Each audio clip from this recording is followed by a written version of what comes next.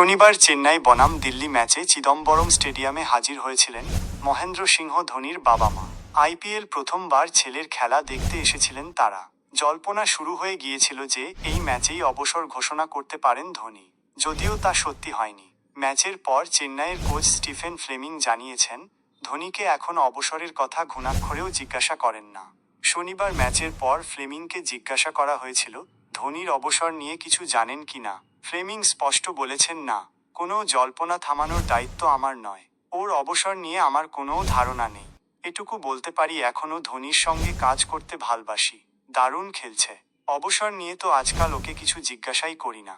আপনারাই সবসময় অবসর নিয়ে প্রশ্ন তোলেন। টানা 3টি ম্যাচ হারের পর চেন্নাই শিবির জুড়ে হতাশা। সমর্থকেরা রেগে গিয়েছেন বিজয় শঙ্কর এবং ধোনির ধীরগতিতে খেলা দেখে। যদিও ফ্লেমিং দুজনের পাশে দাঁড়িয়েছেন, বলেছেন ওরা সত্যিই ভাল খেলেছে। গোটা ইনিংস জুড়েই বিজয়ের টাইমিং ছিল দেখার মতো। তবে 12 থেকে 16 ওভারের সময়টা সবার কাছেই কঠিন ছিল। তখন খেলাটা দেখতে ভাল লাগছিল না। ফ্লেমিংয়ের সংযোজন, আসলে আমরা খেলার সময় পরের দিক বল গ্রিপ করা সহজ হয়ে গিয়েছিল।